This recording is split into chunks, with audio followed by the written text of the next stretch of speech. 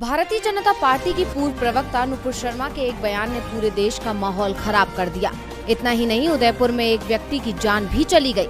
वहीं दूसरी तरफ नुपुर शर्मा के खिलाफ महाराष्ट्र और कोलकाता में मामला भी दर्ज किया गया था, लेकिन नुपुर पेश नहीं हुई। इतना ही नहीं, लंबे समय से नुपुर गायब चल रही थी, जिसके चलते दिल्ली पुलिस पर भी सवाल खड़े हो रहे थे। वहीं जब नुपुर को कई समन भेजने के बाद भी पेश नहीं हुई, तो उनके लिए मुश्किलें बढ़ना तय था। ऐसे में नुपुर ने सुप्रीम कोर्ट का दरवाजा खटखटाया। उन्होंने अर्जी लगाई कि उनके ऊपर दर्ज सभी मामलों को दिल्ली ट्रांसफर कर दिया जाए, लेकिन सुप्रीम कोर्ट से नुपुर शर्मा को कड़ी फटकार लगी है। पैगंबर पर टिप्पणी मामले में बीजेपी से निलंबित प्रवक्ता नुपुर शर्मा को सुप्रीम कोर्ट ने कड़ी फटकार लगाई है। कोर्ट ने कहा, उन्हें ये बयान देने की जरूरत ही क्या थी। सुप्रीम कोर्ट ने नुपुर शर्मा को पूरे देश से माफी मांगने को कहा है। इतना ही नहीं, कोर्ट ने कहा नुपुर का बयान ही उदयपुर घटना के लिए जिम्मेदार है और इन सब के लिए टीवी पर जाकर नुपुर को माफी मांगनी चाहिए। इतना ही नहीं, कोर्ट ने नुपुर को कड़ी फटकार लगाते हुए कहा कि नुपुर शर्मा पूरे देश के लिए खतरा है। वहीं प्रशासन पर सवाल उठाते हुए कोर्ट ने कहा कि नुपुर के खिलाफ एफआईआर दर्ज होने के बाद भी कार्यवाही क्यों नहीं हुई। यानी साफ है कि नुपुर शर्मा को सुप्रीम कोर्ट जाना भारी पड़ गया और कोर्ट ने उनके विवादित बयान को गलत ठहराते हुए उनके खिलाफ सख्त रवैया अपनाया और पूरे देश से माफी मांगने के आदेश दिए। ऐसे में अब देखना होगा नुपुर कब देश से माफी मांगेगी। और फिर दिल्ली पुलिस पर गाज गिरी है। दिल्ली पुलिस की कार्यप्रणाली लगातार सवालों के घेरे में है। पुलिस पर ये आरोप लग रहे हैं कि वो एक खास राजनीतिक दल के इशारे पर काम कर रही है। ऑल्ट न्यूज के को फाउंडर जुबैर की पुलिस रिमांड को चुनौती देने वाले मामले में आज दिल्ली हाई कोर्ट में सुनवाई हुई। जिस मामले पर शिकायत दर्ज की गई है वो मामला 2018 का है।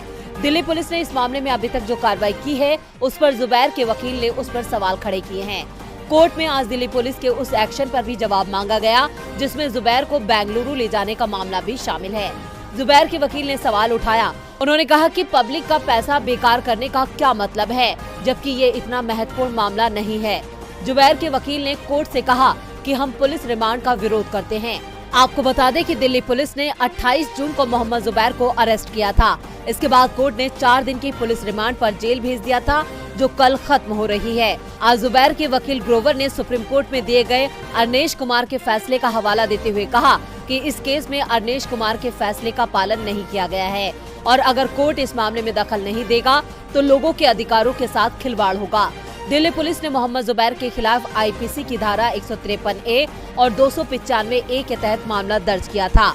इसके बाद जुबैर को गिरफ्तार करके देर रात पटियाला हाउस कोर्ट के ड्यूटी मजिस्ट्रेट अजय नरवाल के बुराड़ी स्थित आवास पर पेश किया गया। दिल्ली पुलिस ने इस साल जून में एक ट्विटर हैंडल से शिकायत मिलने के बाद जुबैर के खिलाफ केस दर्ज करके गिरफ्तारी की है। शिकायत में आरोप लगाया गया कि जुबैर ने जानबूझकर धार्मिक भावनाओं का अपमान करने के इरादे से एक संदिग्ध तस्वीर ट्वीट की थी, जिस ट्वीट के आधार पर ये गिरफ्तारी की गई थी। अब वो ट्विटर हैंडल भी सोशल मीडिया से गायब है। अब दिल्ली पुलिस इस मामले में 14 दिन में कोर्ट को अपना जवाब। 2014 में केंद्र में मोदी सरकार बनने के साथ ही देश में धार्मिक ध्रुवीकरण की कोशिशें तेज हो गई हैं। इस साल तो कई राज्यों में धार्मिक टकराव की घटनाएं हुई। राजस्थान, मध्य प्रदेश, दिल्ली, झारखंड, पश्चिम बंगाल, कर्नाटक, यूपी और दिल्ली में 2 समुदाय आमने सामने आ गए। हालात नियंत्रित करने में पुलिस को कर्फ्यू तक लगाना पड़ा। इसे लेकर केरल के 3 दिवसीय दौरे पर वायनाड पहुंचे कांग्रेस सांसद राहुल गांधी ने केंद्र की मोदी सरकार पर निशाना साधते हुए कहा कि आरएसएस बीजेपी इस देश में माहौल को खराब कर रही है। देश इस वक्त सांप्रदायिक टकराव से जूझ रहा है।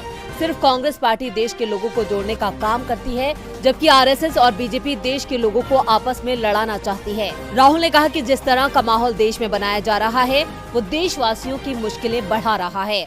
राहुल गांधी जहां शांति की अपील कर रहे हैं तो वहीं बीजेपी सिर्फ हिंदुत्व की बात कर रही है। इसका नजारा हमें महाराष्ट्र में देखने को मिल रहा है। बीजेपी नेताओं का दावा है उद्धव ठाकरे की सरकार इसलिए गिरा दी गई क्योंकि वो हिंदुत्व के रास्ते पर नहीं